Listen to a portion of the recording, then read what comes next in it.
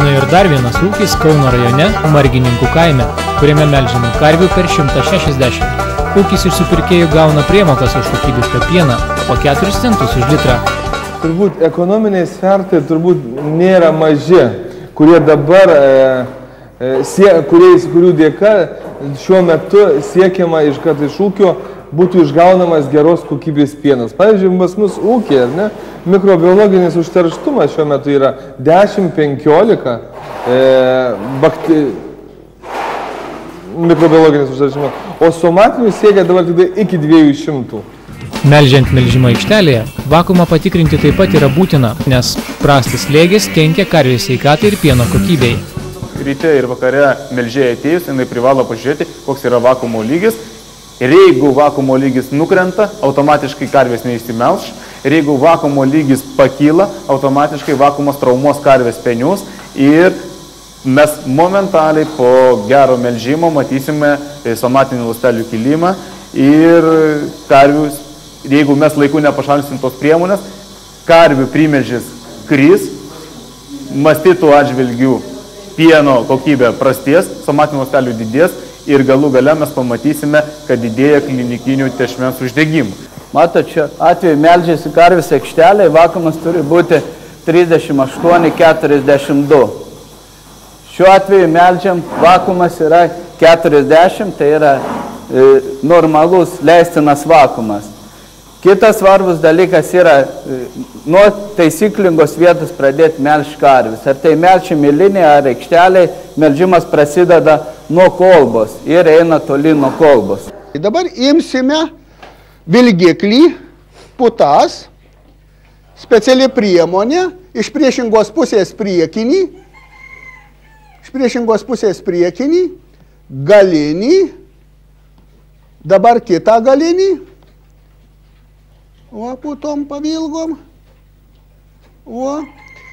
ir dabar praėjus maždaug 15-20 sekundžių po mūsų pavilgėjimo, reiškia tos putos veikia, tiesiog ardo tą mūsų apsauginę plėvelę, naikina bakterijas ir labai puikiai padeda paruošti spenį melžimui. Palaukus 10-15 sekundžių spenius reikia nuvalyti. Specialistai tam pataria naudoti vienkartines sausas šluostes ir kiekvienam ketvirčiui naudoti vis kitą šluostis vietą. O kad neplatintume tešmens uždegimą sukeliančių mikrobų nuo vienos karvės kitai, rekomenduojama kiekvienai karvei naudoti atskirą servetėlę arba pašluostę. Galiuką patį reikia labai gerai nuvalyti, pamasažuoti, nes čia yra receptoriai, kurie atleidžia karvei pieną. Karvė pieną yra prigaminusi, bet jie atpalaiduos tik tada, kai mes sumasažuosim. Nuvalant karvės spenį, patartina nuvalyti sukiamaisiais judesiais ir pabaigti spenio galiuką nuvalymu. Tam, kad sudirgintų spenio galiuko receptorius ir to pagalba oksitocinas išsiskyręs hormonas geriau atleis pieną. Geriausiai naudoti yra indelį su juodu seteliu arba įdekliuku. Į šitą setelį, jeigu bus klinikinis mastitas, iššoks krešuliukai. Svarbu taisyklingai yra laikyti indelį, kad jeigu laikyčiau šitoj rankoje, pavojus yra, kad man karvės spiriant gali daužti galvą ir prakirsti akį, nosį. Laikom prie karvės kūno ir numeldžiam po porą čiurkšlių pieno ir stebim, ar tose šiurkšlės nėra krešuliukų. Labai svarbu, kad į melžimo aparatą nepatektų oro, tiek melžiant melžyklę, tiek melžimo aikštelėje. Girdėt, kaip traukia? O reikia pastumti. Ir kada traukia orą, tą pieną mes stumėm atgal karvį tešmenį. Iš pradžių turim uždegimą 1/4, po savaitės ar 2 galim rasti uždegimą jau 2, 3 ar net visos 4 ketvirčiuose, netaisyklingai uždedant aparatą. Tai yra, jeigu dedant yra patraukiama oro. Ir gaunasi tai, kad mes su tais melžikliais platinam sukėlėjus, mes bloginam pieno kokybę ir galų gale aplink spenio kanalą susidaro baltas žiedas. Tai yra hiperkeratozė, tai praktiškai yra labai pavojinga, kaip žmogui vėžys. Ir tada mes galime pakeisti melžiklių gumas po 2 metų, bet tą hiperkeratozę mes jau nepašalinsim. Tas pats kaip ir ligoniai, kuris rūkė visą gyvenimą, jam diagnozavo vėžį, jis metė rūkyti, bet klausimas, ar jis pasveiks. Tai yra melžikliai. Pagrindinė problema yra melžiklių speninės gumos nekeičiamas, dažnai jos įsidėvėja, pasidaro minkštos, gumos pačios korpuse persisuka ir tada spenį jau nevienodai spaudo. Ir ypač smulkesniuose ūkiuose, kas yra akcentuotina, taupumas su metimais, gamintojai, pieno gamintojai pakeičia, kai susidėvi vieną detalę, pakeičia vieną, o ne visas 4. Nevienodas standumas gumų, nevienodai melžia, o karvutė tą labai reaguoja. Investicija į šitą priemonę karviai metams susidaro apie 20 litrų. Tai jeigu melžiu apie 7,5 tonus iš karvės, paskaičiuokit, kiek gausit pajamų ir čia išleisiu aš 20 litrų profilaktikai mastito. Tai yra, gydant karvę, mastitinius švirkštukus galėčiau nusipirkti 4. 4 švirkštukai, mastitų sergant karviai, dažniausiai jų nepakanka gydant tą karvę. Jodas šiai dienai yra pats populiariausias, kaip į palyginimui žmonių medicinoje po operacijos žaizdas visas apdaroja dažniausiai jodų. Tai yra klasika ir klasikinis produktas visą laiką yra žymiai geresnis ir saugesnis naudojimui. Kiti paspaudus, matot kaip šitas mano indelis su baltu dėkliuku, tas turinys negrįžta atgal į indelį. Tai va, tų, kur grįžta indelių, nerekomenduojama šiai dienai naudoti.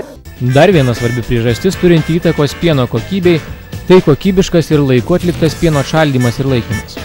Pagal ES reikalavimus šaldymo įrangai maksimalus joje telpantis pieno kiekis per 3 valandas turi būti atšaldomas iki 4 laipsnių. Netgi tos baktericidinės fazės dėka bakterijų kiekis netgi gali pamažėti šaldytuve ir kada pienas atšaldomas iki 4 laipsnių temperatūros, tai užtikrina tinkamą bakterinį užterštumą ir bakterijos nesidaugina. Jeigu melžiama yra vakare ant rytinio melžimo pieno, melžimo metu pieno temperatūra šaldytuve negali pakilti daugiau kaip 10 laipsnių.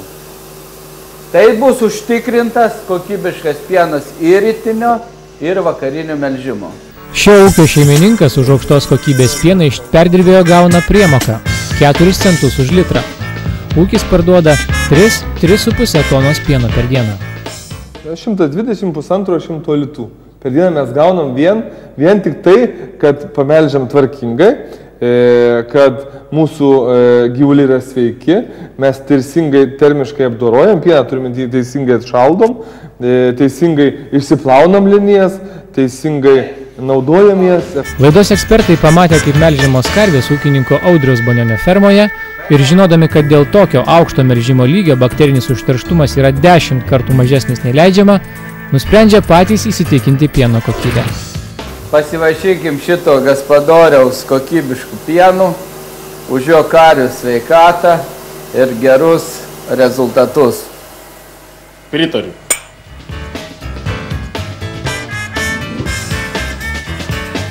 Iš pradžių stebim, kaip melžėjai elgiasi su gyvuliu, ar jo nestresuoja, ar gerai veikia vakuumas, ne per aukštas, ar naudoja tinkamą įrangą, kadangi, kaip žinia, kurių melžimo įranga, kur kolektoriai maži, irgi traumuoja tešmenį.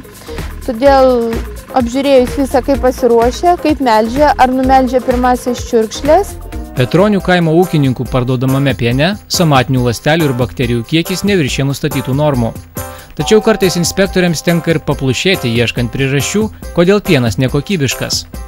Vienas dažniausių pažeidimų – prasta melžimo įrangos priežiūra. Bet kas tada gaunasi, kaip pavyzdžiui, aš nekeičiu melžiklių gumas, ten kaupiasi mineralai, laktozė, riebalai, baltymai, jie neišplaunami, kadangi tuose suskilimuose jie eina gilin į gumą ir jeigu mes nepakeičiam po metų, jų ten žymiai daugiau ir tada praktiškai žalojamas karvės spenys. Vieno ūkininko 5 kartus tyriam bakterijas. Daug bakterijų ir daug bakterijų. Ir niekai priežasčių, nu atrodo tvarkingas ir viską, o pasirodo buvo kalta vien tik gumos. Tas, kas nepakeitė metai laiko, nepakeisti ir suprantat, kada žmogų žiūri tik su pirštu, liek šiurkštumas truputį išplojo, švariai kas čia bus, ogi bakterija tai super maža, jinai ten į tą šiurkštumą pasislėpė ir negalėjo niekaip išlipti iš tų 300, pakol nepakeitė gumų. Ir veterinarijos gydytojai, konsultantai, pieno ūkių ir vedantis šalies specialistai visi argumentuoja, būtent reikia keisti melžiklių gumas laiku, kad netraumuoti spenį. Mes galime investuoti didelius pinigus į naujus tvartus, mes galime investuoti į melžimo aikštelės, bet jeigu mes nepadarėme laikų melžimo servisą, mes praradom didelį pinigų dalį ir mūsų karvytė susirgo mastitų, tešmens uždegimų ir mes galim prarasti iki 30% pieno savo pieno versle. Inspektoriai ne tik apžiūri kokia melžimo įranga, pieno šaldytuvai, bet ir patikrina registracijos žurnalus, kuriuose nurodyta, kada ir kokiamis plovimo priemonėmis plauti melžimo įrengimai ir pieno šaldytuvai. Kad gauti kokybišką pieną, tai pasirinkti tinkamus ploviklius pieno linijoms ir šaldytuvams. Plovikliai yra rūgštiniai ir šarminiai. Rūgštis tai jinai pašalina pieno akmenį, šarmas atlieka dezinfekciją. Ir plovikliai turi būti profesionalus, jie turi atitikti Lietuvos standartus. Jie turi būti, jeigu biocidas, tai turėtų autorizacijos liudijimą, tai reiškia būti legalus Lietuvoje. Pardavė įrangą, tai jie rekomendavo, kokiais plovikliais, būtent jų plovikliais plauti. Ir be abejo, aš jų plovikliais plaunu ir viskas, jokių problemų nebuvo. Buvau, kada pabandžiau ten nupirkti ir kitų firmų, bet paskui pamačiau, kad pradėjo bakterijas kilti viršų, žiūri negerai. Pasikeičiau ploviklius, vėl grįžau prie jų. Be abejo, nebuvo pigesni, gal dėl to į tą pusę pasižiūrėjau, bet pasirodo, kad jų yra plovikliai pakankamai geri ir po šiai dienai su jais ir plaunu. Su jais neturi būti problemų dėl plovimo. Tai reiškia, aš naudoju rūgštį ryte, šarmą vakare, po kiekvieno plovimo ir to pasekoje pas mane linijoje nėra bakterijų, nėra pieno akmenių, kolektorius yra švarus, blizgantis, patys melžiklių guma yra irgi tvarkingai išplauta. Iš įrašų žurnaluose veterinarijos inspektoriai dažnai nustato, ar tinkamai ūkininkas vykdo savikontrolę. Mažesniuose, dažniausiai kartą metuose tikrinamose ūkiuose plovimo žurnalų pildyti nereikia, tačiau visur melžimo įrangos priežiūra būtina.